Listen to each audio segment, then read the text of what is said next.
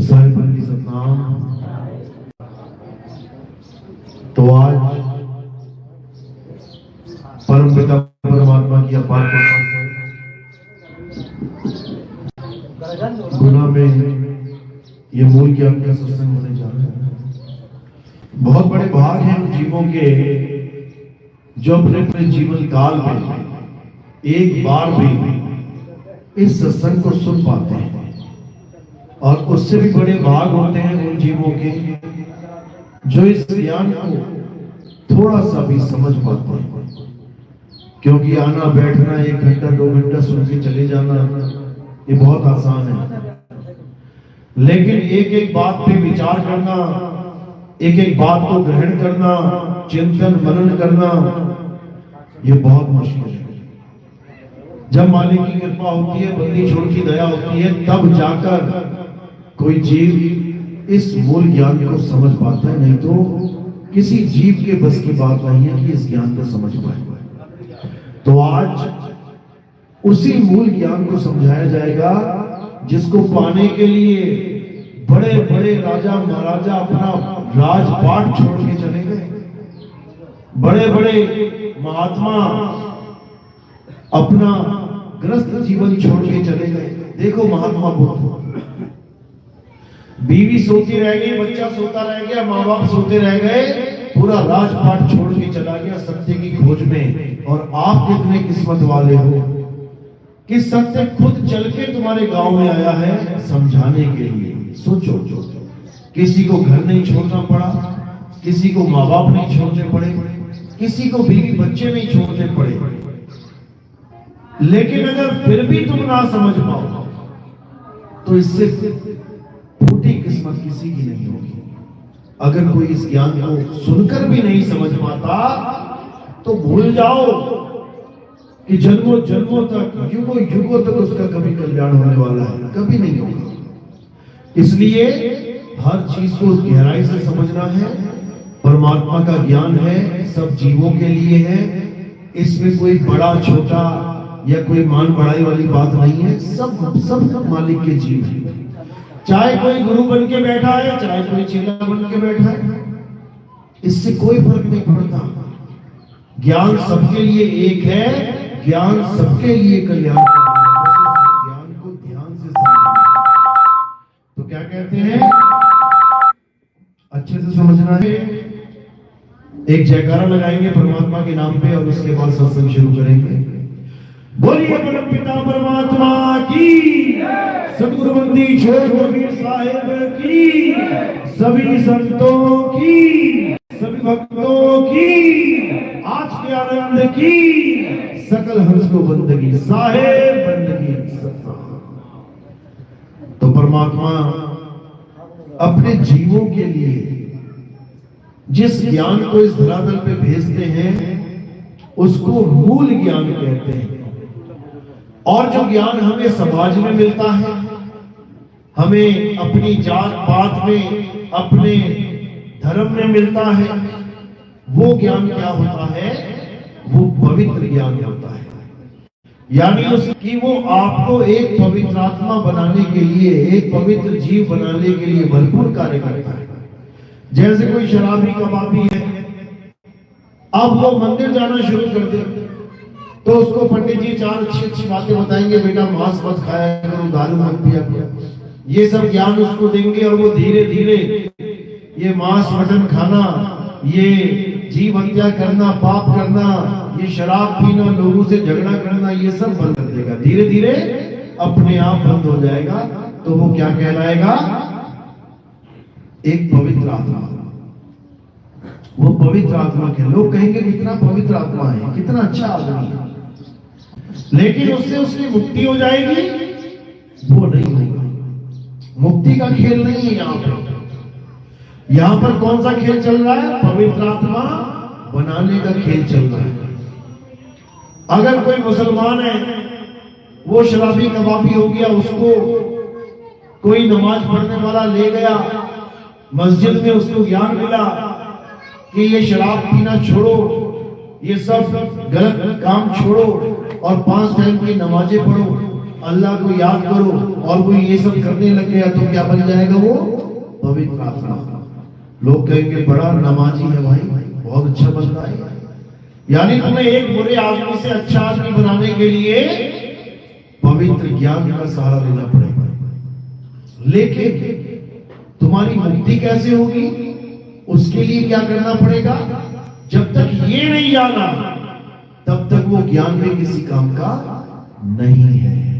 तो मुक्ति के लिए कौन सा ज्ञान है? मुक्ति के लिए केवल एक ज्ञान है और वो ज्ञान है मूल ज्ञान, जिसके लिए कबीर साहब क्या कहते हैं? पवित्र ज्ञान तुम जग में भागो और मूल ज्ञान गुप्त कर रखो।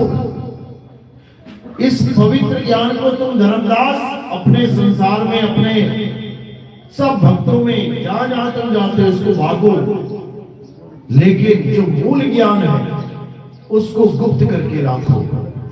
वो ज्ञान ऐसे नहीं निकलना चाहिए बाहर। वो कब निकलेगा? उसका एक निर्धारित समय है। कब का समय है वो? क्या बोला वाणी में? पवित्र ज्ञान तब लग छुपाई, मूल ज्ञान तब लग छुपाई, जब लग द्वादश पंथ ना मिट जाए। पवित्र ज्ञान को तुम भागो, लेकिन मूल ज्ञान को कब तक छुपा के रखना है? कब तक छुपा के रखेंगे इसको? जब तक 12 पंथ खत्म नहीं हो जाता। समझो। अब 12 पंथ क्या है? 12 पंथों का जिक्र कबीर सागर में अच्छे से दे रखा है। जो 12वां पंथ मेन पंथ है, जिसके बाद मूल ज्ञान शुरू होगा, वो पंथ गरीबदास जी का पंथ है। उसमें प्रमाणित है, उसमें सब लिखा हुआ, आप पढ़ेंगे समझ में आएगा। तो 12 पंथ के बाद ये मूल ज्ञान प्रकट होगा। ये ज्ञान सारे संसार को जगाएगा। 12वें पंथ में, गरीबदास जी के पंथ में भी बताया कि ये पंथ भी परमात्मा का पंथ नहीं रह जाएगा। क्यों? इसमें भी काल के रूप आ जाएंगे। काल के रूप, ये मन की साधना वाले जितने भी गुरु हैं, इनको काल का दूत ही बोला कबीर साहब ने। नितिन दास ने नहीं बोला। नितिन दास तो रिपीट कर रहा है उनकी बात। काल का दूत किसने बोला? कबीर साहब ने बोला उनको काल का दूत। 12 पंथ काल फरमाना, भूले जीव न जाए ठिकाना, 13वें पंथ हम ही चले आए, सब पंथ मिट के एक पंथ चलाए। उन्होंने कहा कि 12 पंथ काल के द्वारा चलाए गए हैं और ये 12 पंथ काल की ही भक्ति करवा रहे हैं। यानी मनमुखी पंथ है, ये मन की ही भक्ति करा रहे हैं। ये मन क्या है? ये मन ही त्रिलोकी नाथ है। ये मन ही 3 लोक का राजा है। ये तुम्हें धरती आसमान पाताल जो दिखाई दे रहा है, ये किसने बनाया है? किसी गलत फहमी में मत रह जाना कि परमात्मा ने बनाया है। ये परमात्मा ने नहीं बनाया है, ये मन और माया की सृष्टि है। ये जो तुम्हें दिख रही है ना बाहर, ये सब माया है। इसीलिए इसको मायावी जगत भी बोला जाता है, माया का संसार बोला जाता है, माया लोक बोला जाता है। इसीलिए इसको मृत्यु लोक बोला जाता है। मृत्यु का मतलब होता है साक्षात काल। कहते हैं ना, तेरी मौत आ गई है, यानी तेरा काल आ गया। ये काल की ही सृष्टि है। अब इस सृष्टि को बना के ये क्या करता है? ये जीवों को उलझाता है, ऐसा उलझाता है, ऐसा उलझाता है, ये जीव निकल नहीं सकता। ये नाम तो परमात्मा का लेगा, लेकिन काम अपना करवाएगा। नाम तो कबीर साहब का लेगा, पंथ उनके नाम पे बोलेगा कि हम कबीर पंथी हैं, लेकिन ज्ञान कौन सा देगा? जाप, अजपा और अनहद का। जाप यानी ये मुंह से बोलने वाले जितने मनी जाप ले लो, सब जाप ही हैं। हिंदू राम राम लेके बैठे, राधे राधे लेके बैठे, मुसलमान अल्लाह अल्लाह अल्लाह लेके बैठा, सिख वाहिगुरु वाहिगुरु वाहिगुरु लेके बैठा, ईसाई गॉड गॉड हालेलुया लेके बैठा, यहूदी यहोवा यहोवा लेके बैठे। कुछ ना कुछ माला पे चलता ही रहेगा, उसको जाप कहते हैं। तो ये जाप, ये परमात्मा का ज्ञान नहीं है मेरे भाई। ये जाप क्या है? ये जाप इस मन की उपज है, इस मन का खेल है। जाप के बाद अजप्पा। ये अजप्पा क्या है? ये श्वासों का अजप्पा जाप चल रहा है दिन रात। सोहम सोहम। अब इसी में अपना नाम फिट कर देता है ये काल भगवान। इसी श्वासों में अपना नाम फिट करके इन्हीं श्वासों में जपवाएगा लोगों को।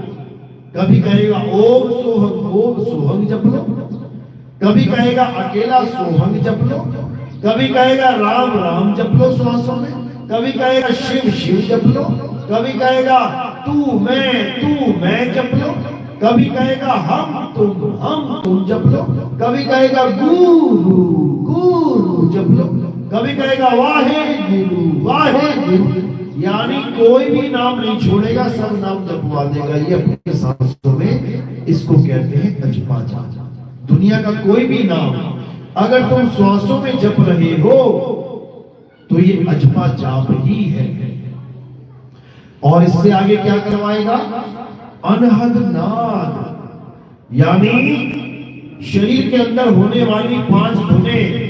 कभी बांसुरी लगेगी, बांसुरी बज रही है, कभी शहनाई लगेगी, शहनाई बज रही है, कभी नगाड़े बजेंगे, कभी शंख बजेगा, कभी बादलों की गर्जना होगी। ये सब क्या है?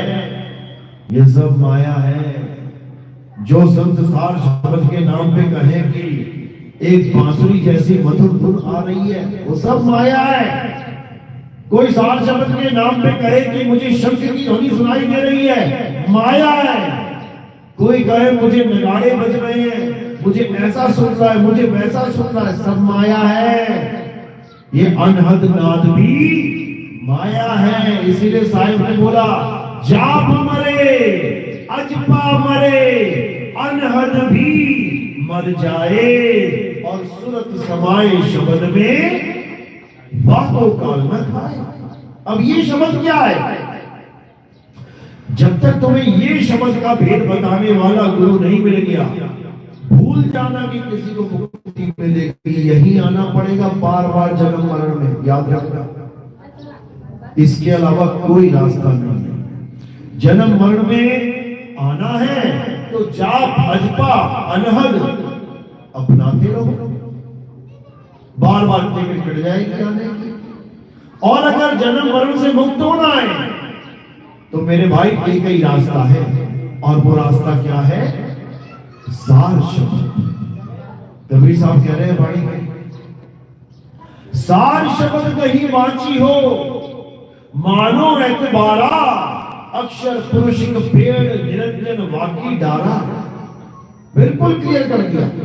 कहते हैं अगर बचने का साधन ढूंढ रहे हो, केवल और केवल सार शब्द है। और सार शब्द ये शहनाई बांसुरी नहीं है, हटाओ इसको। ये सब तत्वों की आवाज है, ये अनहद नाद है, ये तुम्हें उलझाने के लिए बनाई गई है। क्या कह रहे हैं? अनहद बाजा जमुना खाना, पांचों तत्व करे घमसाना, अनहद बाजा विधि विधि बाजे, सार शब्द न्यारी। सार शब्द एक न्यारी धुन है, और वो इन कानों से नहीं सुनाई देगी कि तुम कानों से सुन लो। ये कानों वाला खेल नहीं है, इंद्री का खेल नहीं है, ये आंखों का खेल नहीं है, ये श्वासों का खेल नहीं है, ये नाभि का खेल नहीं है, ये इस काया का ही खेल नहीं है, ये 52 अक्षरों का खेल नहीं है मेरे भाई। तो साहिब समझा रहे, अरे 52 का ये खेल नहीं है, स्वर व्यंजन का मेल नहीं है। ये सारे नाम जितने भी ये गुरु लोग दे रहे हैं तुम्हें जपने के लिए, ये तुम्हारा जीवन बर्बाद करने का ठेका लेके आए हैं। कबीर साहब समझा रहे हैं बिल्कुल कि जितने भी गुरु ये नाम दान के नाम पे 52 अक्षर पकड़ा देते हैं, ये सब 84 के ढोल हैं। ये 84 में जाने वाले हैं।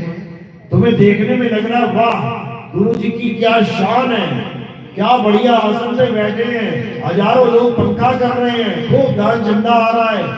कहाँ जाएगा ये सब? यही छोड़ के जाएगा गुरु। और कहाँ जाएगा?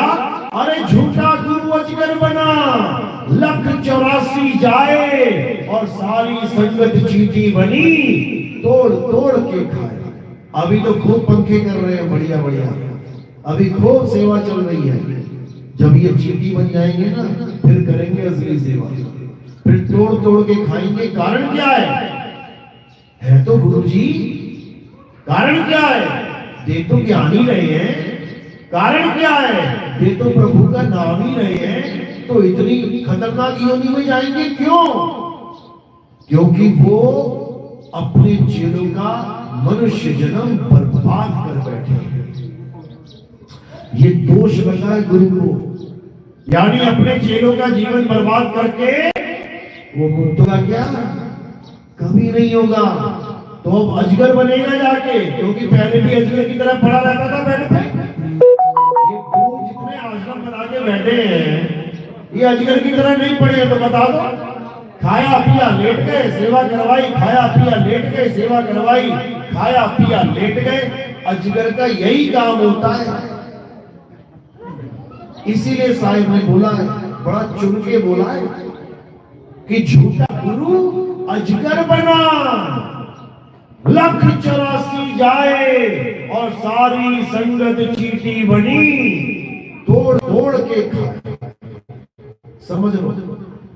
तो ऐसे गुरु से बच के रहना है जो 52 अक्षरों में तुम्हें उलझा देते हैं। क्या कह रहे हैं कबीर साहब कि घर घर मंत्र देख फिरत है माया के अभिमाना, और गुरुआ सहित शिष्य सब बूढ़े, अंतकाल पछताना, साधो देखो ये जग पौराना।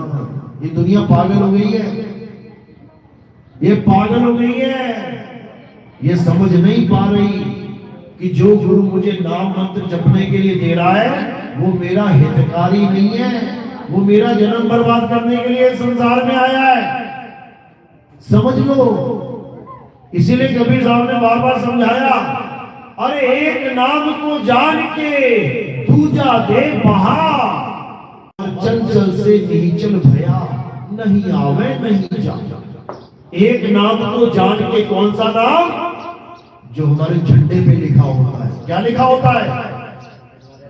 सतनाम, यानी सत्य नाम को जान के दूजा दे बहा। दूजा कौन सा नाम है? असत्य नाम। असत्य नाम क्या होता है? जो बनता है और बिगड़ जाता है, वो असत्य नाम कहलाता है। तो असत्य नाम कौन से है? ये ईको ज्यादा कर दिया आपने, कम करो उसको, आवाज ठीक करो। ईको पहले सही किए, ज्यादा कर दिया आपने। साहिब की सब नाम बिल्कुल ठीक है। तो कह रहे हैं असत्य नाम को जानो। असत्य नाम क्या है? जो नाम बनता और बिगड़ जाता है वो असत्य नाम है। जो नाम लिखने बोलने पढ़ने में आ जाता है असत्य नाम है। जो नाम किसी भी भाषा का होता है असत्य नाम है। जो 52 अक्षरों से लिखा जाता है असत्य नाम है। सत्य मानने को नहीं कहते। आप अंग नंबर 340 पे गुरु ग्रंथ साहब में पढ़ोगे तो क्या लिखा है? ओंकार आदि में जाना, लिखे और मेटे ताही न माना। कहते हैं ठीक है, तुम ओंकार बोलते हो, ठीक है, हमने मान लिया कि ओंकार ही परमात्मा है, मान लिया, लेकिन वो नहीं जिसको लिख दिया जाए। हमारा ओंकार लिखने बोलने पढ़ने में नहीं आता। तुम राम को परमात्मा बोलते हो, अच्छी बात है, हमने भी मान लिया, हमने भी मान लिया कि राम ही राम है, लेकिन लिखने बोलने पढ़ने वाले राम को हम नहीं मानते, क्योंकि वो लिख के मिटाया जा सकता है। तो इसका मतलब तुम्हारा भगवान मिटाया भी जा सकता है। मिटेगा कौन? असत्य मिटेगा, सत्य को कभी कोई मिटा नहीं सकता। ये पहचान बता रहा हूं मैं सत्य की, ये परिभाषा बता रहा हूं मैं सत्य की, ये तुम्हें गाइड कर रहा हूं मैं कि सत्य होता क्या है जान लो, ताकि कल को तुम्हें सत्य सत्य बोल के असत्य ना चला जाए तुम्हें। तुम्हें पकड़ा दिया सत्य, सत्य बता के जीवन किसका बर्बाद होगा? तुम्हारा। मेरा कुछ नहीं जाता, मेरा कुछ जाने वाला नहीं है। 84 में कौन भटकेगा? तुम भटकोगे, मेरा कुछ जाने वाला नहीं है। लेकिन मेरा फर्ज है तुम्हें समझाना कि सत्य असत्य की डेफिनेशन, परिभाषा को अच्छे से समझना। तो क्या करना है? आप जाप अजपा अनहद, इसको किनारे कर देना है। साहिब समझा रहे हैं, जाप मरे, अजपा मरे, अनहद भी मर जाए। ये शरीर छूटने के साथ ही सारे जाप भी छूट जाते हैं, अजपा जाप भी खत्म हो जाता है, यानी सांस भी खत्म हो जाता है, अनहद नाद भी खत्म हो जाती है। कि तुम आज कान बंद करके अंदर कोई धुन सुन रहे हो, कोई आवाज सुन रहे हो और तुम्हें बड़ी मोहित कर रही है। माया जाल है मेरे भाई। मोहित तो बाहर की आवाजें भी करती हैं। अभी कोई बांसुरी बढ़िया बजाने लग जाए, सारे मोहित हो जाएंगे। कृष्ण जी ने बजाई थी, सारी गोपियां आ जाती थी, मोहित हो गए। अभी कोई गिटार बजाने लग जाए, चलता चलता आदमी रुक जाता है, थक जाता है। क्या बात है, क्या बजा रहा है? मोहित में ये नाशवान आवाजें कर लेती है इंसान को। वो तो माया है, ऐसा मोहित करेगी, ऐसा नाच नचाएगी, सारी उम्र नाचती रह जाओ। इसलिए सार शब्द की पहचान कुछ और है। वो ये बांसुरी, ये शंख, ये बीना, ये साजबाज नहीं है। अगर कोई गुरु साजबाज का उदाहरण देके तुम्हें कहता है कि ये सार शब्द है, वो पक्का काल का दूत है। अगर कोई तुम्हें कहता है कि राम राम जपना ही पड़ेगा, राधे राधे जपना ही पड़ेगा तो परमात्मा मिलेगा, अल्लाह अल्लाह जपना पड़ेगा, वाहिगुरु वाहिगुरु जपना ही पड़ेगा, समझ जाना काल का दूत है। तुम्हें बावन में उलझाने के लिए आया। कबीर साहब समझा रहे, जो नर पड़े बावन के फेरा, सो नर जानो काल के चेहरा। कबीर साहब बोल रहे हैं, नितिन दास नहीं बोल रहा कि किसी को मिर्ची लगने लग गई हो तो। नितिन दास नहीं बोल रहा, कबीर साहब बोल रहे हैं। मैं तो बता रहा हूं उन्होंने क्या बोला है। जो नर पड़े बावन के फेरा, सो नर जानो काल के चेहरा। जब बावन का टूटे डोरा, सहजे छूटे काल झकोरा। और फिर नहीं आए, फिर नहीं जाए, सार शब्द में रहे समाए। अच्छे से समझ लो, हमने समाना कहा है और अभी कहां समा रहे हैं। दोनों में जमीन आसमान का अंतर है। जो लोग ये मानते हैं कि परमात्मा ने सृष्टि बनाई है, वो कहां समा रहे हैं? जाके इसी सृष्टि में समा रहे हैं। क्यों? क्योंकि जो परमात्मा ने सृष्टि बनाई है उन्हीं के लिए तो बनाई है। खाओ पियो समा जाओ, इसी मिट्टी में पैदा हो जाओ, खाओ पियो इसी में मर जाओ, उसके बाद फिर पैदा हो जाए। क्यों? परमात्मा ने बनाई है। लेकिन जो विवेकी हंस हैं वो कभी नहीं मानेंगे इस बात को कि सृष्टि परमात्मा ने बनाई है। कभी नहीं। क्यों? एक ही साखी में समझ में आ जाएगा। बीजक की साखी पढ़ो, पहला 1 नंबर साखी क्या कहती है? जैया जन्म मुक्ता हता, हता न कोई। अरे छठी तुम्हारी है जगह और तू कहां चला भिगोए। बताओ किसको मना कर रहे हैं कि कहां जा रहा है? समझ लो, अगर परमात्मा ने सृष्टि बनाई होती तो कबीर साहब कभी ना कहते तू सृष्टि में क्यों जा रहा है, तू क्यों जन्म मरण के चक्कर में जा रहा है। बोलने वाले बहुत बोलेंगे कि परमात्मा ने सृष्टि बनाई है। परमात्मा उससे पूछे तुझे किसने पैदा किया? परमात्मा ने कि तेरे बाप ने? फिर देखो जवाब क्या आता है। इतना ही पूछ लो, बस इन लोगों से इतना पूछो, तुझे बता किसने पैदा किया? परमात्मा ने, तेरे माँ बाप ने? फिर जवाब सुन लेना क्या आएगा। क्योंकि ये जानते ही नहीं है कि आखिर सृष्टि बना कौन रहा है। जो सृष्टि बना रहा है ना, वही तुम्हारी माँ के गर्भ में बीज भी डाल रहा है। अभी नहीं पता ये कौन है। जिस दिन तुम्हें पता लग गया ना कि सृष्टि कैसे बनती है, तुम्हारी जमीन खिसक जाएगी पैरों में से। अभी तो तुम्हें बस इतना ही पता है मैं इस दुनिया में आ गया, बढ़िया खाऊंगा पीऊंगा मर जाऊंगा, इससे ज्यादा नहीं पता। जिस दिन ये पता लग गया ना कि माँ के गर्भ में कहां से आया था, तब समझ में आएगी अपनी जीवन यात्रा। समझ लो, तुम्हें कठपुतली बना दिया इस काल भगवान ने, इस मन और माया ने तुम्हें कठपुतली बना दिया। जैसे नचाता है वैसे नाचते हो। और ये अज्ञानी जीव का स्वभाव है जो इस मृत्यु लोक को परमात्मा का लोक मान के बैठा है। ये अज्ञानी जीव का स्वभाव है। ज्ञानी पुरुष, विवेकी हंस, अनुभवी ज्ञान ये कभी अलाउड नहीं करता कि ये परमात्मा का देश है। इसीलिए कबीर साहब कह रहे हैं, रहना नहीं देश बेगाना है, ये धरती कागज की पुड़िया, बूंद पड़े घुल जाना है। गा तो सभी रहे हैं और उनसे पूछो ये दुनिया बनाई किसने? परमात्मा ने बनाई। अच्छा जी, अरे ये संसार झाड़ और झाकर उलझ पुलझ मर जाना है। उलझ पुलझ के कौन मर रहा है? हम ही तुम तो मर रहे हैं। तो किसने बनाई ये सृष्टि? हमें उलझाने पुलझाने के लिए। नहीं समझ में आ रहा हमें। जब आके छाती में बैठ जाएगा ना वो काल भगवान और टेनुआ दबा देगा, आवाज निकलेगी नहीं, तब समझ में आएगा पापा बचाओ, मम्मी बचाओ, भगवान बचाओ। अभी नहीं समझ में आ रहा, अभी तो खूब मजे आ रहे हैं। क्या बात है, धरती बनाया, आसमान बनाया, चांद बनाया, और जब ये धरती हिलती है गड़गड़ गड़गड़, फिर भागते कीड़े मकोड़ों की तरह अपना अपना घर छोड़ के बाहर निकलते हैं। क्यों भाई, अब क्या हो गया? परमात्मा ने दुनिया बनाई है, परमात्मा ने धरती बनाई है, उसकी मर्जी है, जब मर्जी हिला दे। फिर काहे को रोते हो?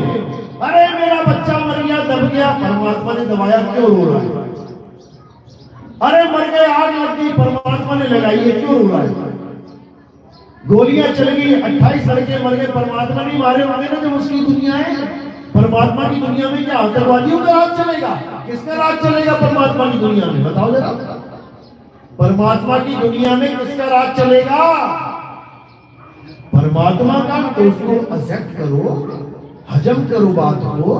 परमात्मा ने पैदा किया, परमात्मा ने मार दिया, और गाते भी हो, मारने वाला है भगवान, बचाने वाला। तो भैया क्यों रो रहे हो?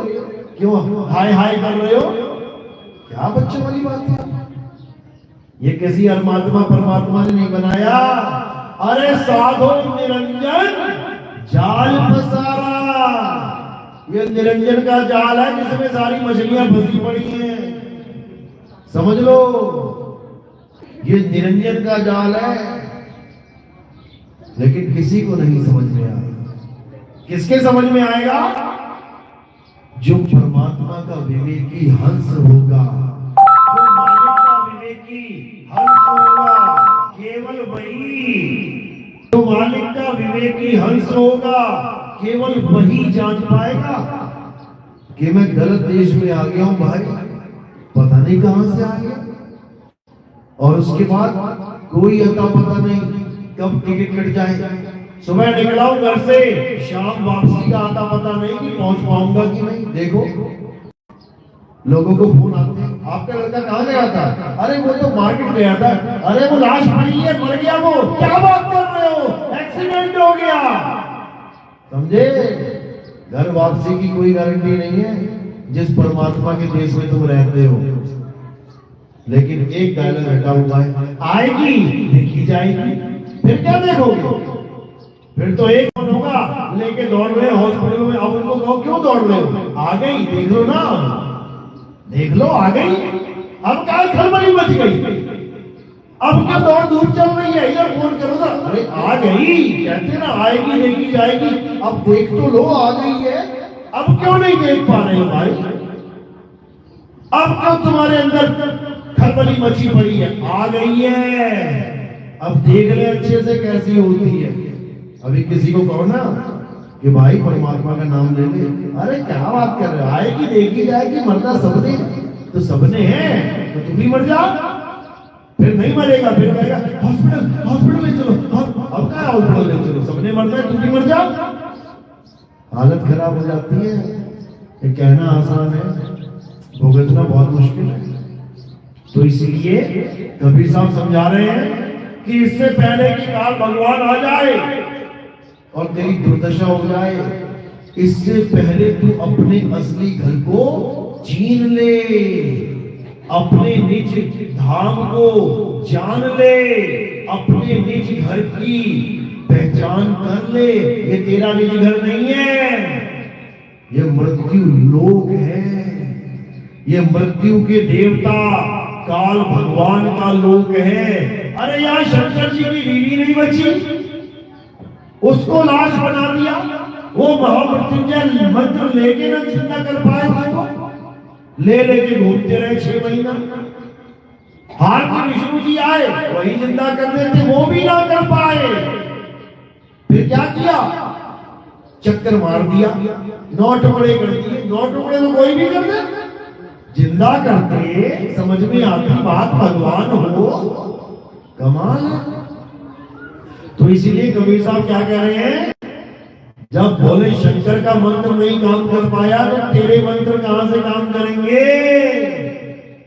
तो क्या बोले, तंत्र मंत्र सब झूठ है, इनमें न भरने कोई, और सार शब्द जाने बिना कागा हंस न होए।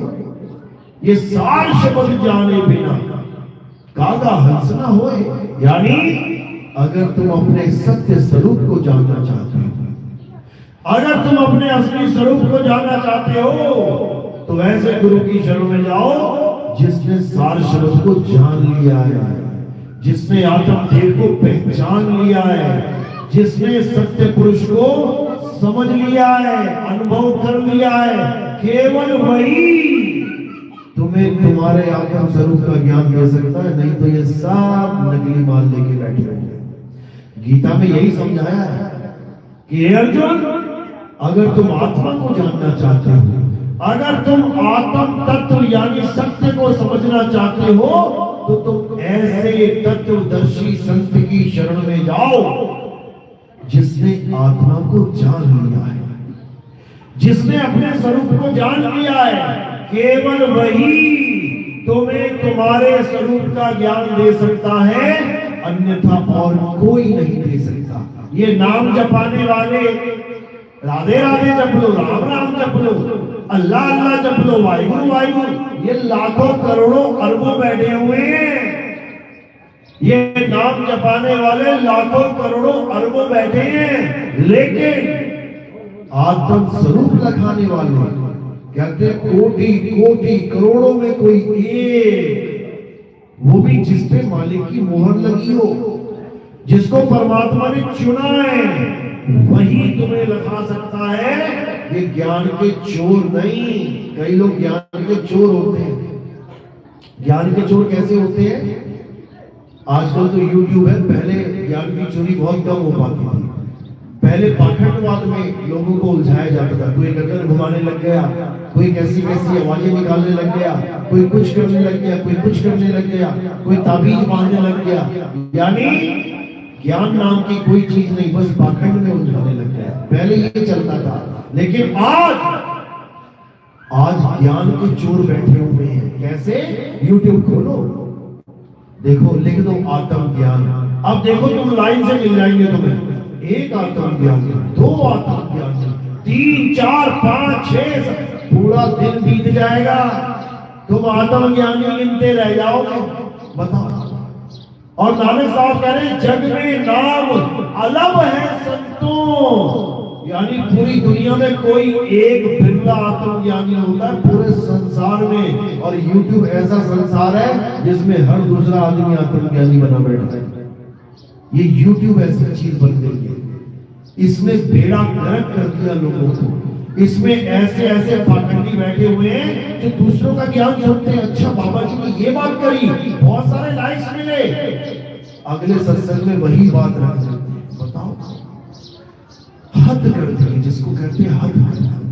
अरे किसी का बाप पीएम है, वो कह रहा है तू मेरे बाप को जानता है, उसने अपने बाप का नाम बता के सुख सुविधाएं ले ली। एक और आ गया, कहता अच्छा इसके बाप के नाम पे बहुत सारी सुख सुविधाएं मिलती है, चल मेरा भी बाप यही है। ये ऐसे निकम्मे हैं, ये ऐसे निकम्मे हैं, ये अपना बाप ही बदल देते हैं पल में। ये ऐसे निकम्मे हैं, दूसरों का ज्ञान सुन सुन के यूट्यूब पे डालेंगे और कहेंगे वाह क्या ज्ञान है। अब जो सुन रहा है वो यही सोचेगा इसी का ज्ञान है ये, लेकिन जब वो उससे दीक्षा लेगा तब समझ में आएगा ये क्या देगा। हालत खराब कर दी लोगों की, इन लोगों को दुख के साथ कहना पड़ता है कि जितना भ्रष्टाचार सारे संसार में नहीं है उतना भ्रष्टाचार अध्यात्म में हो गया आज के समय में। बात आत्मा की करेंगे, बात आत्म ज्ञान की करेंगे, उसके बाद क्या बताएंगे?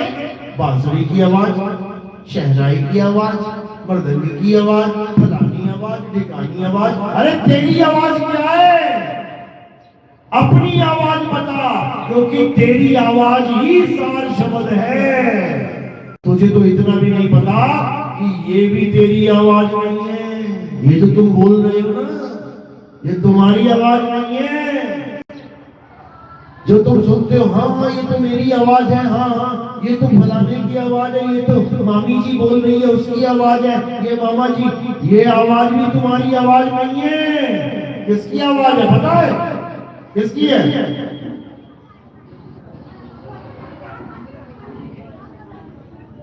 किसकी आवाज है पता है? ये तुम्हारे गले में एक ना वॉइस बॉक्स फिट है, तुम्हारे गले में ना वॉइस बॉक्स फिट है। जब इसमें से आवाज निकलती है, जैसे तुमने फूंक मारी बांसुरी में, जैसे तुमने फूंक मारी, अब तुम्हारी फूंक की कैसी आवाज थी और बांसुरी की कैसी आवाज है? अंतर है कि नहीं? फूंक तुम्हारी है, हवा तुम्हारी है, हवा की आवाज बांसुरी में जाती ही बदल गई। समझो, तुम्हारी आवाज कुछ और है और तुम्हारी गले की आवाज कुछ और है। तुम्हारी आवाज कभी बैठ नहीं सकती, गले की आवाज बैठ जाती है। तुम्हारी आवाज कभी बंद नहीं हो सकती, गले की आवाज बंद हो जाती है। इन दोनों आवाजों में भेद समझना है, इसी में सार छुपा है। क्योंकि एक है नकली आवाज, एक है असली आवाज। शायद समझा नहीं। अरे चांद के महल में बोलता राम है, तू चांद और राम को चीन भाई। अब बोलता राम सुन लिया ना वाणी में, पता क्या बोलेंगे? चांद के महल में बोलता राम है, ये आवाज राम है। अरे ये तो मां बहन की गालियां भी देता है, ये तो दुनिया भर के अपशब्द भी बोलता है, तो तुम्हारा राम गालियां भी देता है क्या? समझो, ये वो राम नहीं है, ये मरवा देंगे नकली गुरु लोग। ये वो राम नहीं है। क्यों? क्योंकि इसमें अंतर पड़ जाता है। देखो, एक आवाज बोली, दूसरी आवाज में अंतर होगा। का, खा, गा, घा, आ गया ना अंतर। और जो तुम्हारी असली आवाज है वो निरंतर है, निहित अंतर। अरे शब्द निरंतर से मन लागा, मलिन वासना त्यागी, उठत बैठत कबहू न छूटी, ऐसी दाढ़ी लागा।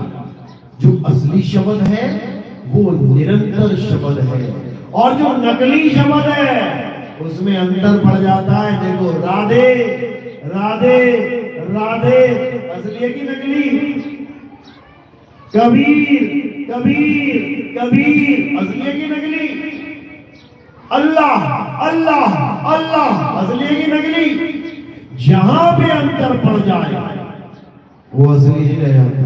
क्यों? खंडित हो गया, टूट गया। लेकिन परमात्मा अखंड है और उसका नाम अखंड है। इसीलिए कहते हैं एक तू सच्चा, तेरा नाम सच्चा। क्योंकि वो दोनों एक ही हैं। मैं और मेरा नाम एक ही है। इसीलिए बोला, नाम मिलावे रूप को, जो जन खोजी होए, और जब वह रूप हृदय बसे शुदा रहे नहीं कोई, क्योंकि मैं और मेरा रूप एक ही है। लेकिन मैं अपने रूप को भूल गया, इसलिए इसको अपना रूप मान लिया। मैं अपने नाम को भूल गया, इसलिए बावन अक्षरी नाम को अपना नाम मान लिया। अब जब अपना नाम मान लिया बावन अक्षर का, तो भगवान का नाम भी बावन अक्षर का ही लेके बैठेंगे। मेरा नाम नितिन, मेरे भगवान का नाम कबीर। मेरा नाम राजू, मेरे भगवान का नाम राम। मेरा नाम सुनीता, मेरे भगवान का नाम विष्णु। देखो, अरे ना तुम सुनीता नामो विष्णु, ना तुम राजू नामो राम, तुम कौन हो दोनों? आत्म राम।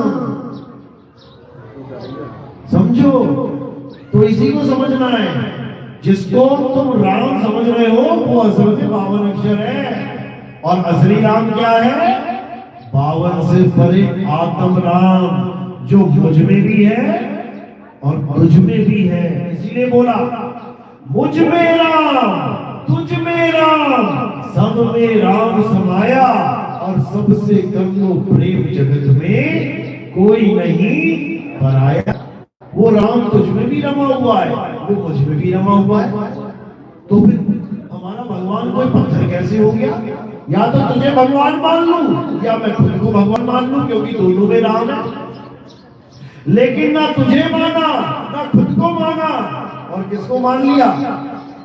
वो 2000, 5000, 10,000 के पत्थर को राम मान लिया। बताओ, ना डोले, ना बोले, ना चले, ना फिरे, ना खाए, ना पिए। ये भोग लगाओ, भी देखो कैसे गट्टे से अंदर जाता है, और राम जी के आगे भोग रख देना पत्थर के आगे। चींटियां पिएगी आगे, कोई चिड़िया पिएगी, कुत्ता मुंह मारेगा इसमें आगे, और राम जी नहीं पी सकता इसे। तुम तो राम नहीं पी लेगा, भूल जाओ। तो इसीलिए क्या करना है? सत्य को जानना है। सत्य क्या है? हे अर्जुन, आत्मा ही सत्य है। इस आत्मा को ना तो कोई शस्त्र काट सकता है, ना अग्नि जला सकती है, ना वायु सुखा सकती है, ना जल भिगो सकता है। ये आत्मा कभी खंडित नहीं होता। ये आत्मा अखंड है, अचल है, अडोल है, अपोल है। ये आत्मा पुरातन है। हे अर्जुन, ये आत्मा ही सत्य सनातन है। जो हमारा धर्म है ना, सत्य सनातन धर्म, ये पत्थर पूजनीय धर्म नहीं है कि तुम पत्थरों की पूजा करते रहो, हो गए सनातनी। ये आत्मा को जानने का धर्म है, जिसकी वजह से सारे पत्थर भगवान के रूप में ढलाए जा रहे हैं। पत्थरों को भगवान का रूप देने वाला कौन है? इंसान है। इंसान को चलाने वाला कौन है? आत्मा है। आत्मा के द्वारा ये शरीर चलता है, सारे काम कर रहा है। अच्छेनी हथौड़ा लेके भगवान की मूर्ति बना रहा है। जो बना रहा है उसको तुम जान नहीं पाए, और जो बन के टूट जा रही है उसको तुम भगवान मान बैठे। क्या बात है! अब इसी अज्ञान को खत्म करना है और ज्ञान में आ जाना है। किस ज्ञान में? मूल ज्ञान में, आत्म ज्ञान में। इसीलिए साहिब ने बोला, 12 पंथ काल फुरमाना, भूले जीव न जाए ठिकाना, 13वें पंथ हम ही चले आए, सब पंथ मिट के एक पंथ। अब जो ये 13वां पंथ चल रहा है, जो कि 12 के बाद आता है 13 यानी सब कुछ 13। ये मालिक का पंथ है, ये परमात्मा का पंथ है। और इस पंथ की क्या निशानी है? कि सारे पंथ इस एक पंथ में समाएंगे। देख लेना, क्या देख लो, हजारों लाखों लोग जुड़े हुए हैं, अलग अलग धर्मों के, अलग अलग पंथों के, अलग अलग गुरुओं के, अलग अलग साधन के। पता नहीं क्या क्या साधना कर रहे थे, लेकिन जैसे ही आत्मज्ञान समझ में आया, छोड़ दिया ज्ञान, छोड़ दी लोकलाज, छोड़ दिया पुराने गुरुओं के दी गई गलत साधनाएं, सब छोड़ दिया, सब त्याग दिया, और किसको अपना लिया? सत्य सनातन को अपना लिया, मूल ज्ञान को अपना लिया। तो यही मूल ज्ञान सारे संसार के कल्याण के लिए बताया जा रहा है। ये कोई यूपी एमपी वाला ज्ञान नहीं है कि गुरुजी यूपी में आए और यूपी में ही चले गए, कि एमपी में गुरुजी आए और एमपी में ही चले गए। ये ज्ञान पूरे विश्व को जगाएगा, ये पूरे संसार में फैलेगा। जैसे मोहम्मद साहब जब अरब देश में थे, लोग उनको बहुत प्रताड़ित करते थे, बहुत भला भला बोलते थे, उनके ऊपर कूड़ा तक फेंका गया, कूड़ा। लेकिन देख लो आज आधे से ज्यादा दुनिया उनकी शिष्य बनी बैठी है, मुसलमान है। ईसा मसीह, उसको क्रूस पे चढ़ा दिया गया, मार दिया गया कि ये ज्ञान कहीं फैले ना। देख लो आधी दुनिया क्रिश्चियन है, समझ लो आधी दुनिया में ये ज्ञान फैल गया। इसी प्रकार ये जो मूल ज्ञान है ये पूरे विश्व में फैलेगा, ये मुसलमान और ईसाइयों को भी अपने अंदर समाएगा। ये ऐसा ज्ञान है, बस समझ में आया एक बार किसी में, फिर धीरे धीरे धीरे धीरे 1 से 2, 2 से 4, 4 से 8, 8 से 16, 16 से 32 से 64, 64 से बढ़ते जाएंगे, बढ़ते जाएंगे और सारा संसार इस मूल ज्ञान का जानेगा। ये कहां दर्ज है? ये मदन साहिब की वाणी में दर्ज है। जब मदन साहिब को बोला कबीर साहब ने कि ये पूरे संसार में फैलेगा ज्ञान, मदन ये पूरे संसार में फैलेगा। मदन साहिब कहते भाई मैं कैसे फैलाऊंगा इसको, मैं तो केवल अपनी एक भाषा जानता हूं, पूरे संसार में इतनी भाषाएं, मैं कहां जाऊंगा, अकेला जीव अकेला आदमी कहां जाऊंगा। तब कबीर साहब ने कहा कहीं जाने की जरूरत नहीं है, बस तुम समय आने दो, ये संसार पूरे संसार, ये ज्ञान पूरे संसार में फैलेगा, ये पूरे वर्ल्ड में फैलेगा। तो क्या बोला उन्होंने कि चौथी गद्दी हो रही हो तारा, यानी इस ज्ञान का अवतरण कहां होगा? चौथी गद्दी में। जब हमारे सत्संग सुनोगे समझ में आएगा चौथी गद्दी क्या होती है। चौथी गद्दी हो रही हो तारा, दाता चरित्र विदित संसारा, हम उनके सिर बैठम आई, वासे पार कोई नहीं पाई। तो कहते हैं चौथी गद्दी हुई अवतारा, डंका बाजी सब संसारा, पूरे संसार में। कितने देश है संसार में? 195 देश है। कहते हैं पूरे संसार में डंका बजेगा, वक्त आने में मदन, ये जितने पंथ तुम्हें दिखाई दे रहे हैं, तमाम पंथ, ये सब इसी पंथ में आएंगे, ये सब विवेकी हंस इसी पंथ में समाएंगे और देखते देखते देखते ये पंथ इतना विशाल हो जाएगा कि पूरा संसार कलयुग से सतयुग में आ जाएगा। ये वो पंथ है जो कलयुग में सतयुग लेके आएगा। ये वो पंथ नहीं है कि 1000, 2000, 5000 चेले जोड़े और आश्रम बना के बैठ गए। हाँ बढ़िया टाइलें लग गई, हाँ बढ़िया एसी लग गया, हाँ अब मेरा जीवन बड़ा आरामदायक हो गया, प्रभु ने कृपा कर दी। कृपा नहीं कर दी बेटा, अगला जन्म मिलने वाला है, अजगर का पूरी कृपा होगी, पड़ा रहेगा। एक बार शिकार किया 10-10 दिन पड़ा रहता है अजगर। ये वो पंथ नहीं है भैया, समझ लो कि बड़े बड़े आश्रम बनेंगे, बड़े बड़े गेट लगेंगे और नाम के आगे लिखवाएंगे 1008 स्वामी जी। ये वो पंथ नहीं है, ये दासों का पंथ है, नितिन दास। क्योंकि दास हम किसके हैं? उस परम पिता परमात्मा के दास, जिसने हमारी ड्यूटी लगाई है कि पूरे संसार में भ्रमण करो और जीवों को जगाओ। ये वो पंथ है मेरे भाई, ये आराम वाला पंथ नहीं है, ये आराम हराम है वाला पंथ है। पूरा दिन दौड़ते हैं, पूरी रात दौड़ते हैं, सो के नहीं देखते जल्दी। तो इसीलिए ताकि सब जीवों को इस जन्म मरण से छुटकारा मिल सके, क्योंकि कुछ नहीं पता कब किसका समय आ जाए। उससे पहले उस जीव को जगा देना है, उस जीव को समझा देना है। क्या समझाना है? कि बेटा ये तेरा देश नहीं है, ये तेरे मालिक का घर नहीं है, रहना नहीं देश बेगाना है। इस बेगाने देश को छोड़ के अपने असली घर जाना है, तब बनेगा। चलो चलो, मेरी बात समझ में आ रही है? पहला सत्संग है, किस किस के समझ में आ रही है? हाथ खड़ा करो जरा। बहुत बढ़िया, बहुत बढ़िया। अब अगर समझ में आ ही रही है तो इस समझ को बना के रखना है हमेशा। मम्मी ने बचपन में समझाया था एक बार, माता ने अपनी लड़की को बचपन में एक बार समझाया था, बेटी कभी भी दूध में नींबू मत डाल देना, या अगर बर्तन में नींबू को यूज किया है उस बर्तन में कभी दूध मत उबाल देना, नहीं तो क्या होगा? दूध फट जाएगा। एक बार समझाया ना, एक बार समझाया ज्ञान सारी उम्र तक कायम रहता है।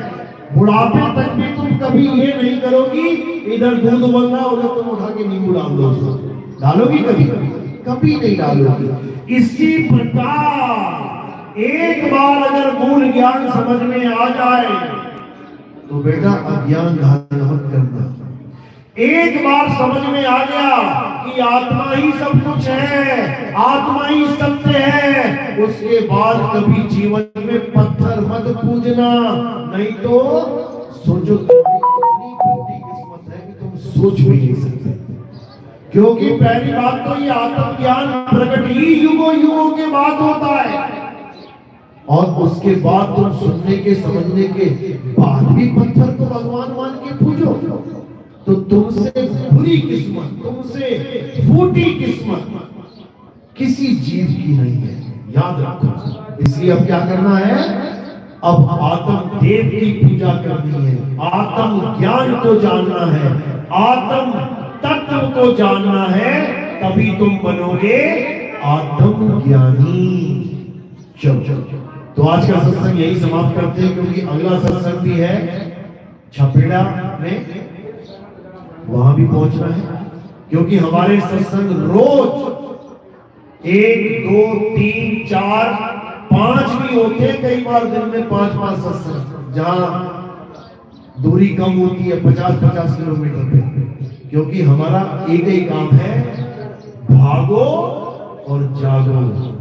समझ लो, इस संसार से भागो और इस अज्ञान की नींद से जागो, तब समझ लो कल्याण होगा, नहीं तो कल्याण नहीं होगा। चलो, तो आज का सत्संग यही समाप्त करते हैं। अब आरती का समय, आरती कैसे होती है हमारे पंथ में? हमारे पंथ में कोई पत्थर पूजा, कोई मूर्ति पूजा, कैलेंडर पूजा ये नहीं होती। हमारे यहाँ क्या होता है? हमारे यहाँ आरती होती है आत्मा की। आत्मा की आरती कैसे करते हैं? थोड़े से फूल उठाने हैं और मेरे सिर के ऊपर रख देंगे, सिर के ऊपर रख के चाहे नमस्कार कर लेना, अगर आरती की थाली है तो उसमें हाथ लगा देना। ये फूल सिर के ऊपर क्यों रखे गए? क्योंकि काया पैर के अंगूठे से लेके सिर की चोटी तक है। ये नीचे क्या दिख रहा है आपको? काया। काया यानी शरीर, शरीर यानी नाशवान शरीर। तो हमारे यहाँ जो आरती भी होती है वो किसी नाशवान वस्तु की नहीं होती कि तुम शरीर को समझ के आरती करो, बिल्कुल नहीं। इसलिए पहले ही इस शरीर से परे इन फूलों को चढ़ा दिया, ये आत्म देव के चरणों में समर्पित हो जाते हैं। तो फूल ऊपर रखने हैं। कोई प्रचार प्रसार में योगदान करना चाहेगा, क्योंकि हमारे प्रोग्राम अब टीवी चैनल पे आते हैं, ईश्वर टीवी पे आता है, साधना है, और आगे भी नए चैनलों में आने वाले हैं, दिव्या में, स्टार में। तो ये सब आप लोग के सहयोग से ही होता है। मैंने तो अपनी नौकरी जो करता था वो भी छोड़ दी, केवल इसीलिए कि सब जीवों को जगाना है और भागते जाना है, दौड़ते जाना है। अब कैसे पूरे संसार में भ्रमण होगा? बहुत मुश्किल है। 195 देश है, हालत खराब हो जाती है। 12-12 घंटे की फ्लाइट है, एक कुर्सी में पैक हो जाता है बंदा, ना इधर हिले ना उधर हिले, बैठ के देख लेना तुम 12 घंटे। एक कुर्सी पे कार चलाते हैं 10-10, 8-8 घंटे कार पे बैठना पड़ता है। तुम बैठ के देख लेना, ज्यादा नहीं 1 महीना बैठ लेना। मुझे तो 2020 से चला रहा हूँ, 2020 से आज 5 साल हो गए। उसी गाड़ी पर मेरी आधी जिंदगी बीत गई है, समझ लो इन 5 सालों में, उसी एक कार के एक कुर्सी में। किसी को लगता है नितिन दास बड़े मजे करता है कार में, तो बैठ के देख लेना 10 घंटा। तुम एक कुर्सी पे 10 घंटा बैठ के देख लेना, वो भी सीट बेल्ट लगा के, हिलने को भी नहीं मिलेगा। और उसके बाद जब तुम उठोगे ना, कहोगे भैया कमर दबा दो यार। समझ लो, ये कहना आसान होता है, लेकिन जब खुद पे आती है ना तब समझ में आता है। तो हमारा एक ही काम है, जागो और भागो। तो इसको संपन्न करने में आप लोग का भी योगदान चाहिए होता है। इसीलिए मैं जो सेवा आती है हम उसको टीवी चैनलों में देते हैं, ताकि वहां तक भी ये ज्ञान पहुंच जाए जहां पे नितिन दास का शरीर नहीं पहुंच पा रहा है। हर घर में टीवी है, लोग देखते हैं टीवी, वहां पे प्रचार चलता है, उसमें नितिन दास आता है और जो वो मंत्र जप रहे हैं उसमें हलचल मचा के चला जाता है। उसके बाद नीचे फोन नंबर दे रखा है, हजारों लोगों के फोन आते हैं कि आपका सत्संग सुना था हमने टीवी में, अब आगे क्या करें, हम तो यही नाम जप रहे हैं जो आप बता रहे हो। आत्मा का ज्ञान कैसे प्राप्त करें, तो उनको यूट्यूब चैनल से जोड़ दिया जाता है। तो ये प्रोसेस तभी होता है जब सेवा आती है। हमारा और कोई काम नहीं है, हमारा कोई बड़े बड़े आश्रम बनाना काम नहीं है। हमने तो अपने भी आश्रम छोड़ रखे, अपना घर बार छोड़ रखा है। तो क्या करना है, आरती होगी, आरती में सबने बड़े प्रेम से जहां खड़े रहो, एक साइड में हो जाना और एक एक करके आते जाना, ताकि पता लगता रह जाए कि कौन करके वापस जा रहा है। ये वाला साइड छोड़ देना, इस साइड हो जाना, सारे आता जाएगा जाता जाएगा, कोई ज्यादा भीड़ नहीं होगा। चलो, तो आज का सत्संग यही समाप्त करते हैं।